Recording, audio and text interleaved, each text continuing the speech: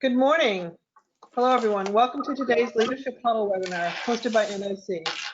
This morning's huddle is titled Business as Usual or Time to Think Outside the Box. My name is Beth Mace. I'm the Chief Economist at NIC, and I'll be moderating today's discussion. I'm joined by my colleague, Lana Peck, who's the Senior Principal at NIC. She'll be moderating incoming questions. Audience questions will be asked at the end of the if you're not muted, please mute your calls. Please mute your lines right now. Before we begin our discussion, let me review some of the webinar's technology and logistics. You have joined the webinar today either using your computer speaker system or your telephone based on your audio access during the most recent GoToWebinar session. You can adjust your audio access to this morning's webinar either through your computer speakers or your telephone using the settings in the audio panel, which is located on the top of the control panel on the right side of your computer screen. We welcome your questions to our panelists during today's webinar, and to submit a question, simply type your question into the questions panel, also located on the control panel on the right side of your computer screen. You may submit questions at any time during the webinar, and we'll respond to those questions at the end of the session. For those questions not answered, we'll strive to follow up with you afterwards. For those of you on Twitter, our hashtag for this morning's webinar is hashtag NIC Leadership Huddle. Now that we've addressed the webinar technology logistics, let me begin by sharing with you the content for today's webinar. Can you go to the next slide, please, Nikki? Today back up. Today I am joined by two of the industry's out-of-the-box thinkers and operators of seniors housing, Kelly Cook-Andrus, who's president of Sage Senior Living, and Dwayne Clark, the founder of Ages Living. Next slide.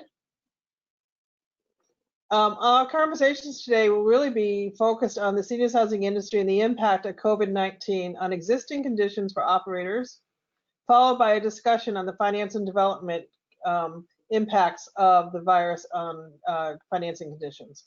And then we'll get into the longer discussion really on the future impact of the pandemic on the industry. The big picture question we really want to address is, what is business as usual? Does it still exist? And if it's not, what will be the out-of-the-box components of business as usual as we move forward? Now, prior to having my guests introduce themselves, let me state for you that, as always, and those of you who've been on this call before, know that many of the challenges that were evident in the early days of the pandemic still exist as it relates to testing and to tracing. And we at NIC continue to support all efforts associated with the adequate provision of PPE and contact tracing for the safe operations of seniors housing and for care properties. In addition, and in continuation of our mission at NIC, we continue to encourage transparency in our understanding of the virus. As the COVID-19 pandemic has developed, it is becoming increasingly clear that the availability of data on seniors housing and skilled nursing communities is vitally important. As you may know, NIC is involved in many initiatives to collect, analyze, and distribute COVID-19 relevant data on seniors housing and care. We're truly grateful to all of you operators who are providing us data to do some of the analysis that we're conducting. These data contributors are improving the transparency in the sector, which leads to credibility and ultimately trust by educating not just investors and other operators, but also policymakers and the general public. Now, without further ado, Kelly, let me start with you. Nikki, can you go to Kelly's bio? Thank you. Kelly, can you tell us a bit about yourself and Sage Seniors Living? Hi, thanks, Beth. I'm thrilled to be here today. Sage Senior Living, now Sage Life. We are headquartered out of the greater Philadelphia area. We have 650 residents and about the same number of associates spread between Maryland and Pennsylvania. We have 2.5 additional communities opening this summer, which will take us into Massachusetts, Hudson, Massachusetts, with our first New England property. And we have a fully amenitized, age-restricted apartments opening in Plainsboro called Ovation, which will open at the end of the year. And then we're opening an assisted living and memory care phase 2 of an existing independent living community that will open over the summer. So opening during this COVID time has also been an interesting situation for us to deal with. I can imagine. Thanks, Kelly. And Dwayne, how about you? Can you provide us a little background about yourself and your organization? Sure. I'm the founder and chairman of Aegis Living. We started in 1997. We have about 2,400 residents spread over 32 communities, primarily operate in Washington and California. We have one building in Nevada. We have 10 buildings in construction development, which is an interesting discussion in and of itself right now during these times. About $3 billion in real estate assets, and it's the family-owned company. Great. Okay. So let's start. The first few minutes, I want to talk about really existing conditions and the impact that the COVID has had on your businesses. So, Kelly, starting with you, what has been the impact of COVID-19 on your business in terms of move-ins, move-outs, occupancy, revenues, expenses, just that little topic? Mm-hmm. What's been going on? Well, generally speaking, what we have found is, yes, our occupancy has slid. What we are projecting is about a 2% per month in decrease in occupancy. Hopefully that will be worst case, but as a portfolio in general, between March and August, September. What we have found from an expense standpoint, so obviously that impacts revenues. From an expense standpoint, we have found that our expenses have stayed about the same, but they have been rejiggered. And as our operation has changed. So our biggest impact overall has been on revenue. You asked specifically about shared occupancy. We do not have a lot of shared occupancy. So even our shared situations, they have private sleeping accommodation and private bathrooms, so they don't act like a shared room. So we've not seen a significant impact on that in particular. Okay, Dwayne, how about yourself? Have you seen what's been your impact in terms of move-ins and how that has translated into occupancy? Yeah, we got hit very early. Our patient zero was a staff member on February 28th. So we kind of got the precursor 2 or 3 weeks before most people. I think the benefit we had is, as a company, we were 93.1% occupied. And we certainly in March or April saw a severe decline in occupancy.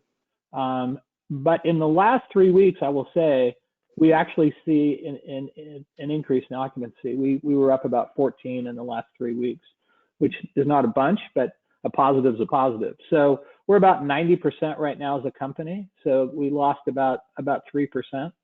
And I think that, people are getting adjusted to this new normal. And, a lot of it has to do with, I think, a lot of protocols that we're implementing and so on. So I think the customer base is getting adjusted to a new normal. And I think people are getting fatigued for those caregivers who are having mom or dad live at home. So the question is, we've seen, like, if you look nationally, we've seen the incidence of COVID dropping in certain parts of the country, and then in other parts of the country it's starting to pick up. So has the incidence of COVID in both of your property or both of your organizations paralleled what we're seeing in the national trends in terms of, New York spiked and then it came back down, and we're hearing that you guys aren't in Florida, but we're hearing like in Oregon again, cases are coming up. So does that track? So is the incidence of COVID in the properties related to the incidence or the penetration of COVID in the broader community and geography? Ours in particular has tracked our regional situation, not the national situation. We peaked in our areas, 2 or 3 weeks to a month after New York City. We're Philadelphia and Baltimore, so you could almost see it come down the East Coast to us. I really think this is a regional situation more than a national situation at this point.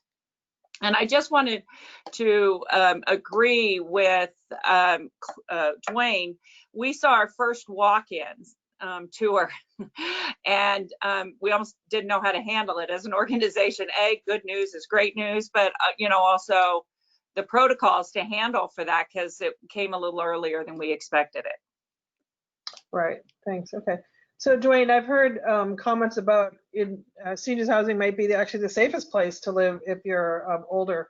What type of testing protocols are you doing, and how do you feel about the safety of your properties?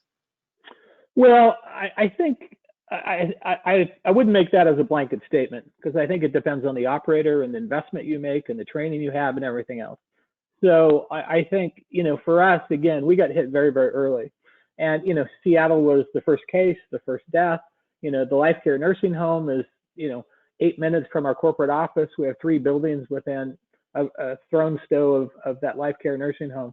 So we got affected very, very early. We had our first building, Aegis of Barrymore, we had about 30 some cases there. We ended up having 8 deaths of that property. And I think what happened is we were very aggressive in the process. The minute we knew that we had a COVID case, we locked down the building, then we locked down the state, then we locked down multiple states, far before government orders or the governor told us we had to. And then we designated people as process owners for various areas, disinfection, technology, testing, contact tracing, all these things. And so since then, today we have 1 case out of almost 5,000 employees, and that we actually went 24 hours with no case about 4 days ago. But we have 1 case right now that should drop off the books here with, hopefully we'll have no cases again in about 10 days.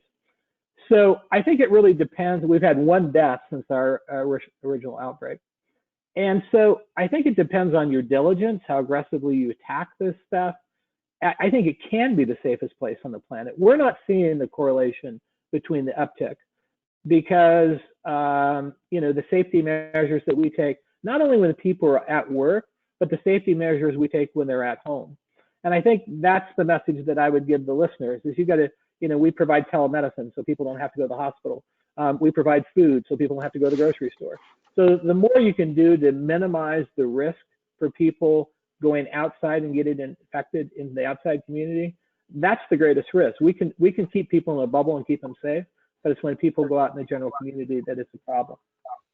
So that's telehealth for your staff as well as your residents? Yeah, not only our staff, but our staff family. Yeah.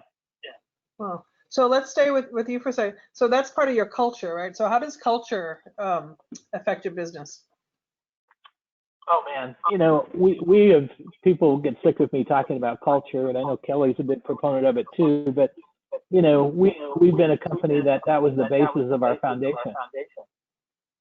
And so we were the first company ever to be voted top 50 Glassdoor company, been voted best company 14 times. But I think it's the investment you make in their staff, because when you have times of trouble, this is where you really see culture pay off. And I think I told you when we were talking before, I've heard twice now in the last 3 months where staff have walked away from buildings. And I think that's an issue of culture. If they don't believe the ownership, the management, the leadership team is behind them, they're not going to put in their dues. And so I think culture is more important now than it ever has been. So can you give us an example of that? What do you mean when you say culture? How do you create culture? Well, I think it's, one of the process owners that we did on the leadership team in the beginning was our staff.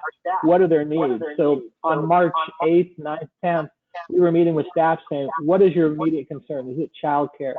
Yes, it's childcare. So we got groups together to discuss the childcare issue. We talked to them about bringing food home for their entire families. We talked about the telemedicine. We're doing a series right now on the psychological impact of COVID. And so we have a psychiatrist that comes on, we just did it 2 days ago, comes on and does these sessions that we have usually 100 staff on that say, man, this is driving me nuts, literally. And what can you tell us? What tips can you give us? So I think it's being an advocate for your staff and being sympathetic, and transparency. You tell them the good news first, but you also tell them the bad news first. And, I used to do an all company call probably about 4 times a year, about every 3 months. Now I do an all company call every 2 to 3 weeks. Say, here's where we are. Here's what's going on. Here's the technology. Here's our cases. Here's our economic situation. Here's what's going on. And I invite employees to have their families on the call if they want to. And I think that transparency goes a long way. Yeah, Kelly, how I about think yourself? I agree with Dwayne that you earn your culture before you need it. So, our staff has to know that we're there for them. One of the leadership promises that we make to our team members is that they will have the supplies they need. So going to them early and say, we've made the investment in PPE so that you will be safe here. So you have to proactively provide them with what they're going to need to do their jobs. Otherwise, they're not going to be committed to you.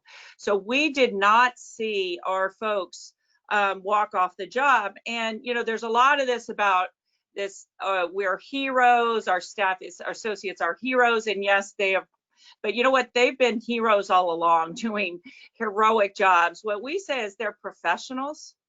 And they act like professionals, and they need to be treated like professionals.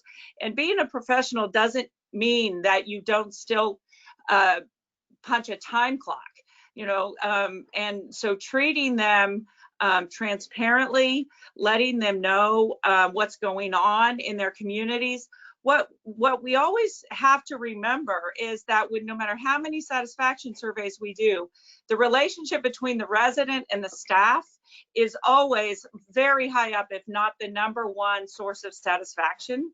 So they worry about each other. So telling them about each other, giving them the tools they need. And also, we do daily huddles on every shift. We do that 365 days a year.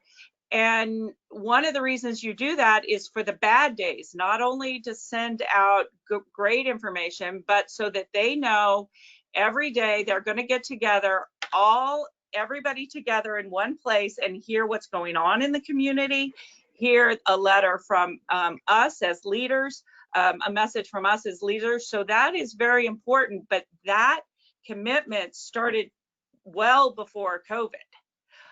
So now is a very troubled times, or a very difficult time to create culture, because that trust isn't there. And I had a resident tell me, you need to be more transparent with us, because they are concerned about each other as well. And so no news is assumed to be bad news when you're sheltering in place in your apartment. And so they really wanted to know what is going on with their fellow residents. And I underestimated that as a leader, and I had to correct that.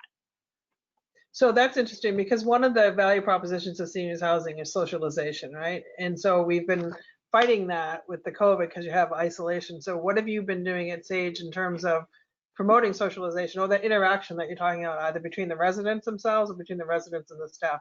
How do you do that in sort of a lockdown environment? Well, you had a question about the universal worker, and in our opinion, the universal worker means we are universally focused on resident first. That doesn't mean we have to take care of ourselves as a staff and as a team, so that we can all be universally focused on the residents. But, and the hallway activities it doesn't present well. It's not a good visual to take a picture of it. But we have physical therapy that was continuing to go on in the hallways, which one-on-one, which we think is critical for the residents' physical and mental well-being. So many hallway activities multiple times during the day. But then we also have visitation, so that we have safe areas set up where they can see their loved ones. Because it's real. My question is, at what cost? At what cost are we cutting those folks down? On that visitation, is that face-to-face, plexiglass, sleeves, or how is that visitation occurring? Ours is generally we don't have the sleeves. They're generally face-to-face visitations. You have to make special accommodations for people on hospice. You have to make accommodations for special situations. We started out with the drive-by. Now that the weather is nice here, exterior visits are fantastic. rotating so that in the dining room with one person per table, where of course you have to watch out for the elevators, but you need to give them the opportunity to have a full life, just like we all need to have the opportunity to have a full life, and that includes interactions with your family. So Dwayne, nearly 1 in 4 American workers have now filed for unemployment insurance claims. The new numbers just came out this morning. We know before COVID, labor was a huge issue and staffing was a huge issue. Has the change in the labor markets affected your staffing at all, or what's your feeling on that? Well, I think, staffing is a very layered, stratified issue, right? So have we seen an abundance of new care managers wanting to come to assisted living? The answer would be categorically no. Have we seen an abundance of GM hotels that we would have loved to have had 12 months ago, or in the last 35 days than we've seen in the last 3 years? And 90% of our GMs come from 4- and 5-star hotels. So I think we have one person that has industry experience. So and then we give them 100 days of training before they go on take on a building or so on. So we've seen more of those 5-star resort managers than ever before. I also want to comment on something that Kelly said, because she made a very good point about PP&E. The issue that I underestimated as a leader is people have this thing called fear of tomorrow. It's like, okay, we're good today, but what's tomorrow going to bring? And I think that has big ramifications in a variety of ways. And one of the issues was PP&E, because we'd say, oh, we have PP&E, and people would say, well, how much PP&E? How long is it going to last? Am I going to have to share a mask? That's all these questions. Of course, we would never share a mask. So we went very big early on PP&E, and we had extra supply from noroviruses and so on. So we weren't at zero when this happened. But today we have PP&E for 6.5 months, which I don't know, any hospital, any nursing home that has 6.5 months of PP&E. And we're not done yet. We're going to keep stocking up because we expect a second wave.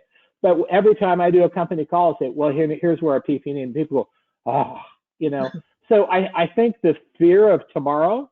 The other thing I will say is I lead every 2 to 3 weeks, I lead a meditation class on Zoom for anybody who wants to do it. And I have been shocked at how many people participate. I do a transcendental meditation. I meditate every day myself.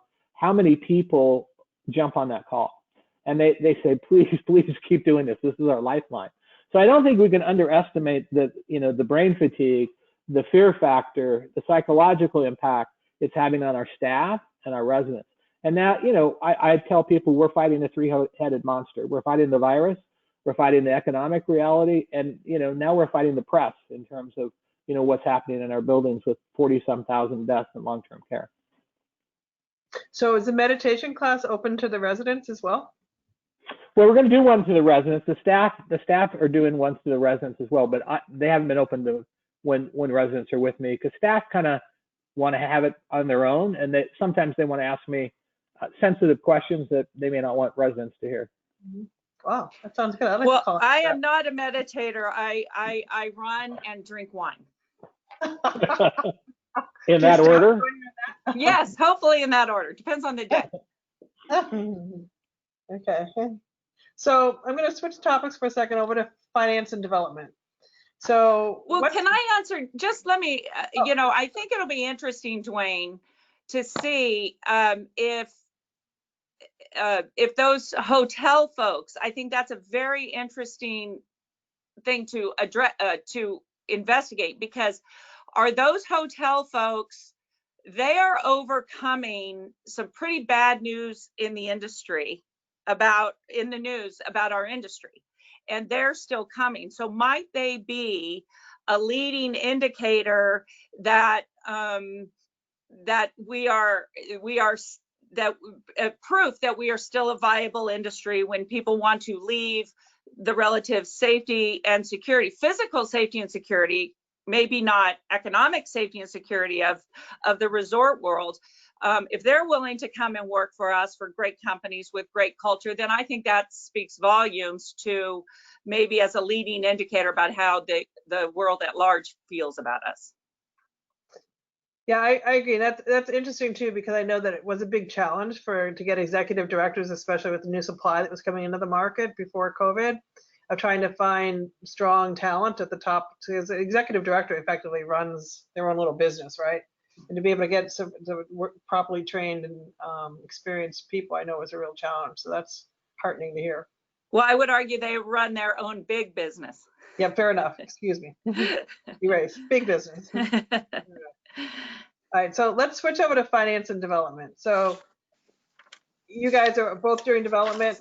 You're both in the market for money, for capital. You all have your own equity providers. Let's talk about debt first, in terms of being able to find lenders that will lend to you at this point. What's going on? Is it available? What's the cost? How have things changed? Start with you, Dwayne. Okay. Well, we did two deals in March. I think we were probably on the tail end of, before the garage door slammed shut. We had one, I think, closed just the end of March. And so I think what's happened, and we just did a survey of, I think it was 22 banks. In terms of construction financing, 2 were lending. And out of 22. Yep. Yeah. And there was maybe 5 maybes, but 2 said yes. But the debt, the equity requirements totally changed. The floors have changed. The spreads have changed. Everything's changed. And it's, I don't think this is any different than when we had the middle of the recession. I think it's exactly the same. We saw the exact same thing. You saw spreads change 100 basis points, 125 basis points overnight. And what's happened now is I think banks have made a lot of money on the PP&E thing and the transactional kind of things for there. So that's how they're surviving. I think it will come back. People said, well, call me in July, call me in September. I think if you're new and you don't have an established relationship with a banker, you are in an awful position, because people want credible people. They want people that have deep equity, resources. They want people with proven track records. And if you don't have those things, if you think you're going to start an assisted living company today, I hope you have a couple $2 billion laying around, because you're not going to go to a bank. You're going to self-perform and pay cash for debt. So how about reserves? I've gotten a lot of questions about what the banks are requiring for reserves, in terms of a full year worth of interest reserves, or any thoughts on that? Well, it differs. It depends on the project. I think it certainly depends on the operator. We've seen everything from 6 months to 12 months.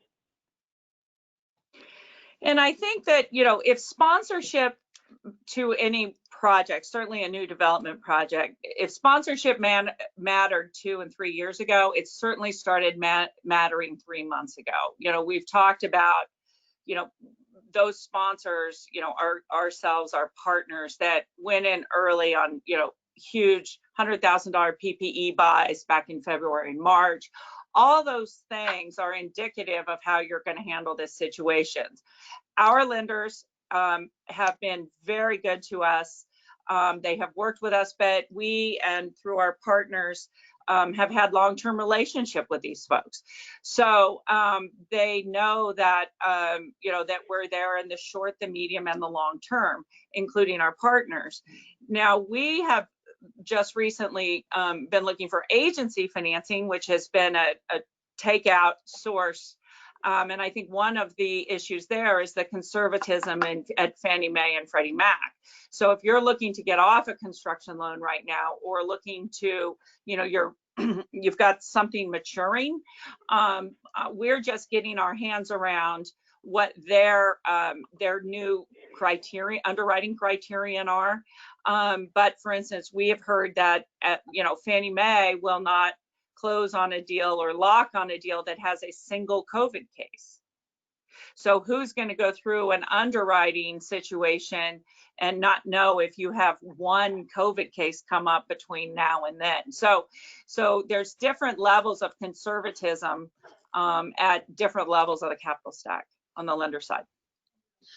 Wow, that sounds tough. Okay, how about development? Well, both of you have been able to continue development. How have you done that in terms of your relationships with your capital partners, equity or debt? Have they been nervous about that? Have they asked for slow down? And what's been your experience in terms of delays and costs? Well, we have about 710 million in development construction today.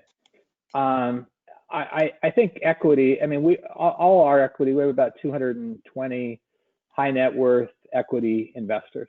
Those guys want back in the game because we've done such a great job for them. So I don't think equity is a problem. They see this as a short-term issue. As we've said, I think debt's the problem, right? I mean, we have about 5 projects teed up for construction lending. And I don't know that we'll get all of those funded. You know, that's the issue. So, and I think that's the thing, you know, it's the classic chicken or the egg situation, because all these great sites that we were salivating for 6 months ago are now coming available because, you know, people can't fund them, or the hotel's not going to be developed, or the apartment complex is not going to be developed. So now we're seeing all these great sites, and, you know, you can't get traditional funding. We've been approached to do alternative funding, you know, create our own fund, you know, funds from very high net worth individuals where we're talking, hey, they don't want to invest 10 million, they want to invest 500 million. And so, you know, we're looking at other options in terms of, you know, do we not have, if the bank keeps saying no to us, now obviously that would be our first choice because we have long relationships with them, but we're not just going to stop developing because the banks are nervous. We have to, we're market makers. So we're going to make our own market, whatever that means. Kelly, how about you? I agree. I think that some equity and debt, or I think sitting on the sidelines saying, let's see what happens in the fall. I think the fall is very important because that will have taken us through 6 months of this, right? If it started for Dwayne in February, it started for most of the rest of the world, you know, besides Dwayne's region, it started in February, but for the rest of us, it started in March and April. So that will take us through 6, 7, 8 months of this, seeing if the market, how quickly the market base, the resident base rebounds, and then see what a fall shutdown potential second wave looks like. So I do think the fall is critical. I think if you have a mantra for COVID though, my first mantra is, I'm sorry I was on mute, because you hear that about 10 times a day. But the other mantra is, we'll figure it out. And that's what Dwayne's talking about, that if you believe that the industry is solid, which I do, just like we figured out how to be shut down, we'll figure out an alternative financing sources. And as Dwayne says, capital is fluid. Capital tries to be put out to be productive, and there are some interesting sources that are, you know, emerging that just need to be vetted and you know, figured out. Yeah, and Beth, I would add to that, you know, we have some great market indicators that we don't always pay great attention to. You know, we have public companies in our industry, and you know, Brookdale in the last 30 days had a 46% rise from low to high. Now they're back down in the low $3 a share today. But if you're having a company that has a 46% increase from your bottom to your top in 30 days, someone's believing in our industry. And let us not forget that, you know, we're approaching those hockey stick years in 2026, where we see the first baby boomer hit 80 years old. Every you know, investor, economist, banker is looking at that, and they're saying, that's fertile ground. Now, you know, how long is this going to take us? I think we're going to be in a COVID crisis for 18 months from now, not 18 months from February. So I think it's another 18 months of pain. And so you're going to have to figure out how to operate, how to be the safest place on the planet. You know, are there bridge drugs that are going to be available? All those kinds of things. So let's talk about that, the second wave. How do you prepare for that? Or what have you lessons learned, or what's different today when the second wave comes than it was in February, March? Yeah, can we pull up that slide that I presented, because I think this is a good level setter for everyone. And I'll try to explain it. This was a experiment that was done in Germany by a group of scientists trying to explain hospitalized patients. And I'll walk you through this graph. And this is a very good slide to present to your staff. It's a bit complicated, so I'll try to present it. So it's on a log 10 scale. For those of you who are not doctors or scientists, a log 10 goes up, you add a 0 to each number. So if 0 is 0, and then 10 is 10, the 2 is 200, 3 is 3,000, 4 is 40,000, and so on. And what this graph shows is a variety of things. The yellow, or excuse me, the dotted line is the detection line, is when COVID is detected. The yellow line is really, it's a swab, a nasal swab that we're doing right now that shows when it's detected. And the bottom numbers are the number of days. On the left axis, that's how potent it is. The orange is sputum, so a spit test, and the gray is stool test. Now, here's what's super important, just so you guys understand. The virus is most contagious and spreadable actually before you become symptomatic, 2 to 5 days before you become symptomatic. And you can see on the yellow line, it's up at the 8 mark, which is, I think, 8 million or 80 million, I can't remember. And then it goes down precipitously. What we're finding is that swab tests, there's obviously, there are very often testing failure. And people will say, well, it went away and then we got reinfected. Well, it didn't go away. It still remained in your system, but the testing may have been flawed. And I think you're going to see testing in the future convert to a sputum test as opposed to a swab. And you'll see the sputum test for all 22 days is above the detection line, the dotted line, as well as the stool. So that's one of the things you should know. Also, the things that you should know is that, you know, although you're most infectious 2 to 5 days before, what we're seeing is people get the sickest, and we're doing a trial study with the Fred Hutch Society and their infection trackers. People are the sickest in the first 10 to 11 days. Now, if you go to day 10 and then look up and then it says seroconversion, what that means, that's when our body actually produces antibodies, okay? So your body's fighting, and it trips this trigger, and you know you have antibodies that are produced, and then your body's trying to win the war back. It's trying to get some ground back. We're also seeing the virus can stay in your system for up to 35 days. This chart doesn't go out, but I've seen many others that I have a friend that tested positive 31 days. She was in the hospital for 31 days, and on day 30 she was testing positive. She had to have a double negative before she was released. What we don't know, and this is very important, and I think we'll know this in the next 6 months, is where that dotted line should be relative to where the virus is in terms of infection rate. In other words, could it be at day 12 or day 10, you're no longer infectious? You cannot pass the disease along. And that's what the scientists are working on. The thing I will tell you, if you have someone that gets this, I've had over 20 some friends that have gotten it now. And between staff and residents, 78 people. So I've studied about 100 people with this. People will say in the first 5 to 6 days, they don't feel that bad. Then they, like 6 through 11, that's when the wars raged. And that's why the antibodies kick in. The disease and the infectiousness of disease has to reach a certain level to trigger those antibodies. So this is a really good chart for you to understand how the virus works through your body, how contagious it is at the beginning. And that's why we see, if you have really good infectious control, this disease hates hot soap and water. It hates it, kills it instantly. You know, in 30 seconds, it's dead.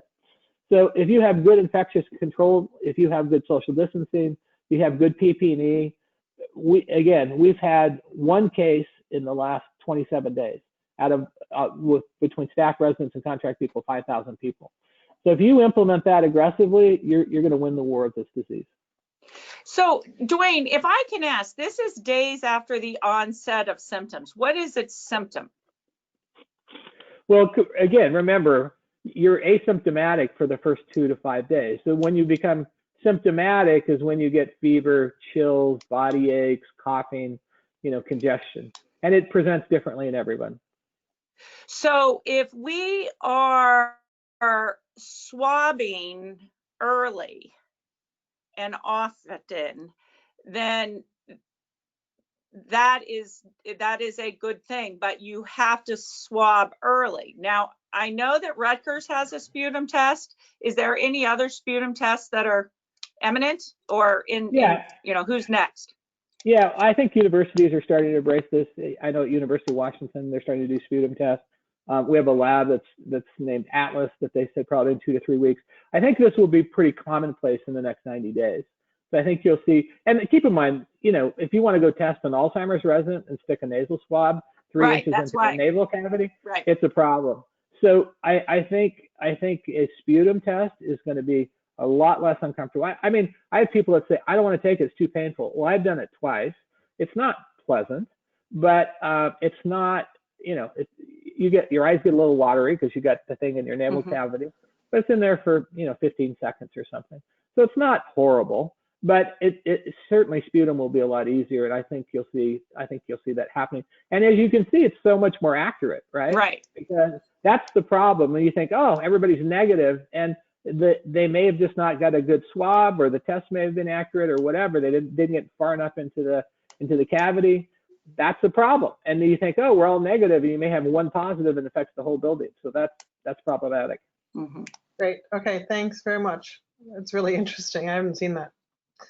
So let's talk a little bit more about, what's going to take to. You talked about you need PPE and you need testing and stuff right now to sort of get through the second wave, or you would suggest in the next 18 months. What are some other ideas that people, businesses need to start to embrace to be able to thrive in this time, related to technology, or related to architectural changes, or related to HVAC systems in buildings? What would be the top 2 or 3 other things that you think have to happen, starting with you, Kelly? Well, we have a lot of technology in our communities already, and I personally have been fairly disappointed with the wearables and the technology that exists, and we have looked. So hopefully, all of our technology providers are out there that are gonna push us. We've looked at the mass, the temperature that can take the temperature of a group as they come into the building, that when you check in, that it automatically takes your temperature. But as Dwayne has shown, I mean, if it doesn't hit you, pretty early on, then you're going to be for a long time. So cleaning, vital oxide, UV, HEPA filters, all of those things are definitely going to be, if not retrofitted and built into new communities. But as Dwayne also said, the soap and water. I mean, we are going to be better providers going forward. I think we have a new respect for the role that our professionals, once again, our housekeepers, they're as vital to our operation. I think that they are gaining respect daily, because they are seeing how vital they are to the success of our communities. Certainly technological communication, and not to mention digital marketing, all of those things are going to be must-haves in the future. Okay. So thinking out of the box, Dwayne, an idea that sort of unique to what your organization doing. You have anything that you can share? Well, I think we can fall in love with the sex appeal of technology, and the sex appeal may outweigh the practicality of it. There is technology. I mean, we're looking at UV lighting. We're looking at the cameras that Kelly mentioned. We're looking at all those things, and some of those things we're implementing. I think we're looking at some incredible disinfecting methods, much like the airlines are using right now, the sprays and those kinds of things. So we're looking at about 5 different ones right now. But I think there's the more practical things that you have to look at. One of the things we just developed, we sent out a press release about 3 days ago about these outdoor living rooms that are these large plexiglass panels, and we're actually setting up living rooms outside, with chairs and tables and drinks and so on. And it's the visiting station. We were setting up Zoom rooms for people to have visits. We're looking at how, with sleeves and so on, how to have physical touch with family member. And, we've looked at everything from the maternity sleeves to astronaut stuff. And how do we do this in a way that's affordable and it's reusable and so on. So those are some of the challenges. I think, but I think things like telemedicine, one of the greatest things we saw early in this disease was people were going to the hospital and getting infected. In fact, we're pretty sure that about, I don't know, half a dozen of our residents got infected at the hospital. So I think telemedicine is going to boom. I think your ventilation systems. I was just on a call with a Chinese scientist that was studying some of the ventilation systems, and we're working with a company called Molecule that disinfects. They actually use them in surgical units, and we're trying to see. They've got an FDA letter of encouragement about COVID. They haven't said it kills COVID, but they've got a letter from the FDA that's encouragement. So anything that we have with technology, we want science behind it. And so we have formed what we call a virus council that's made up of virus trackers, immunologists, virologists, psychologists, gerontologists, and so on. We have 7 or 8 people on the board.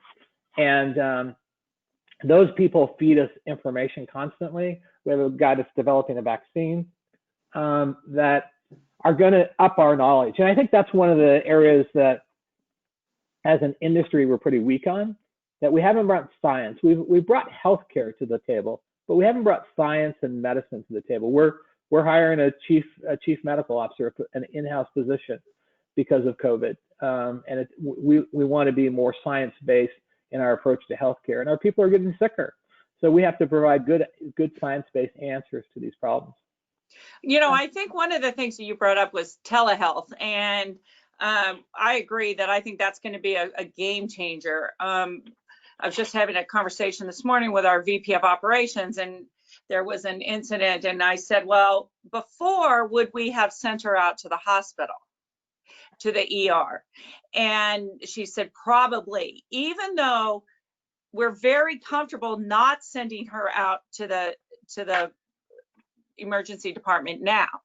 And our doctors are so much more comfortable with telehealth, and telehealth works really well especially if there's a nurse sitting right next to the patient and not some, me as a mother sitting next to my baby crying or something. Well, that was a lot of years ago, but so when telehealth works really well when there's a large screen and a healthcare professional sitting next to them. So I think that getting our docs are getting more comfortable not sending people out. We know the emergency room has never been a comfortable place for our population.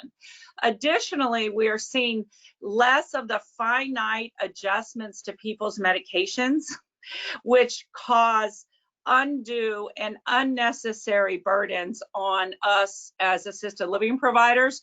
Oh, we're going to change this by just a smidge in the resident. Well, nobody really has thought through and appreciated how many steps that takes for us for 650 people.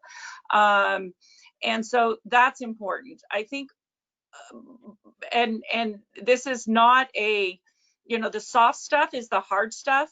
I think the biggest change going forward, and the best thing that will come out of COVID, when you have lemons, you make lemonade, is that all of us now had better start thinking of all the souls we are responsible for and marrying our associates and our residents. Now, because we are all in this virus together, we say, I have 650 residents, but I have 1,200, 1,300 souls that we're responsible for.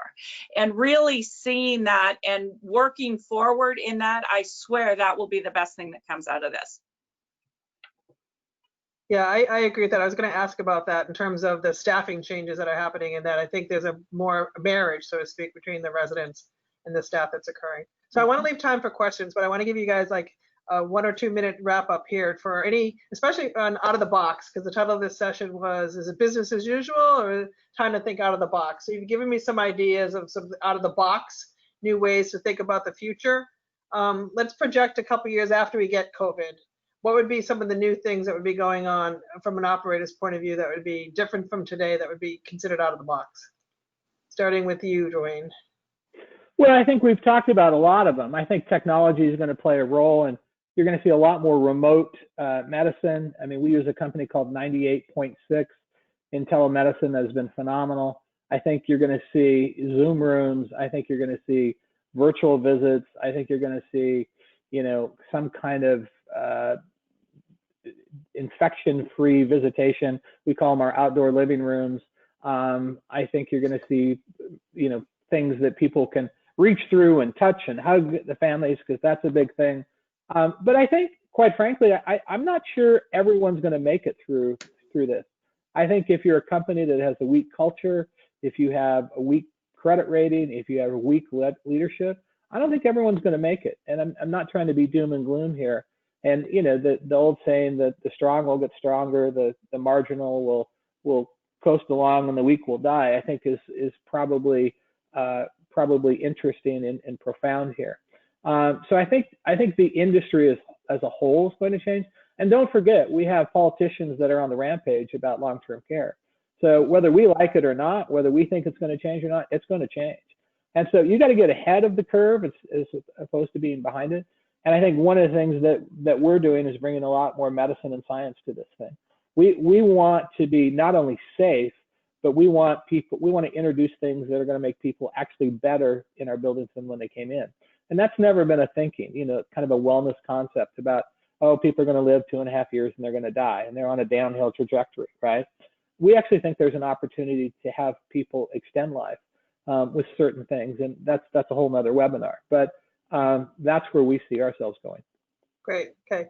Kelly, short, because I got to leave time for questions. Yep. Well, one of the things that I think we did as an industry is we fell in love with the highest income residents. And let's face it, during this time, those highest residents had more options for staying at home in a more supportive situation. So I think we've seen a new appreciation for folks who aren't moving from the 4,000 square foot house and can, you know, bring in 24-hour care to shelter in place with.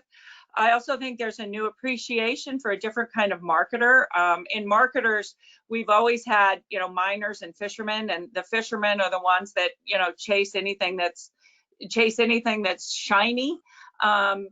This time, as you really have to work with our prospects over a longer period of time to be sure that they have the test, they can pass the test that need to be a move-in. There's a narrower band of people who can be taken in. You're not going to take into assisted living anybody who's going to be an emergency department frequent flyer.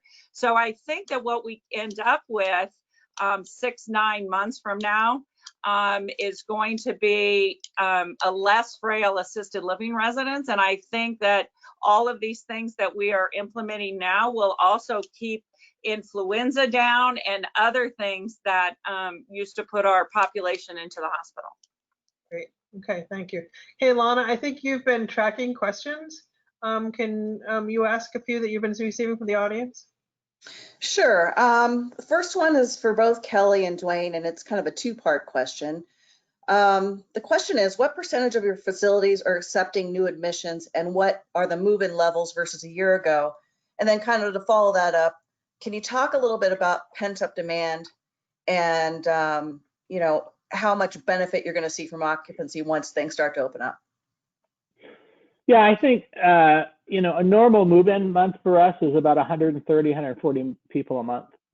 That's a normal move-in. I would say we're averaging about 40 right now. So that gives you perspective. And you know, the main reason is if they move in, they have to go into 14-day isolation. So that's not an attractive marketing spiel. You know, move in and sit in your room for 14 days by yourself. That sounds fun. So it's taken away all our talking points in terms of why you move into a community, right? So we're getting people that have to move in, or again, the caregiver fatigue is taking place. What was the second part of the question? What sort of occupancy boost do you expect once you start to have more and more admissions? Yeah, we actually expect that, because we're talking to the families and they're saying, well, when this thing calms down, and we're kind of tracking that, how many of those people are saying that, it's an abundance. I mean, it's in the hundreds. It's not like, you know, 12 people have said this. So it's we think I mean, if there was a drug tomorrow, which there won't be, you know, vaccine is going to take 18 to 24 months for a variety of reasons. You know, we're going to see a real uptick in census. Kelly, what do All you of see our- for demand?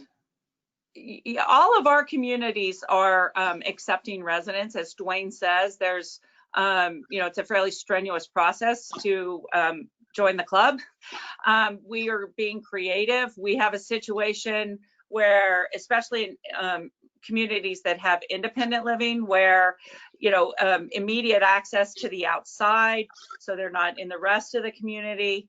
But yes, we do have people that are definitely saying, I'm ready to come, I'm just not ready right now, and I want to see. So there is some pent-up demand. As a motivator for our folks in sales and marketing, you know, a deposit with somebody saying, as soon as I feel comfortable, that's, you know, that has to really be considered a sale right now. So, you know, really looking at the commission structures to be sure it motivates people in the right direction is an important part of this. Great, thanks. A couple other questions from the audience about visitors.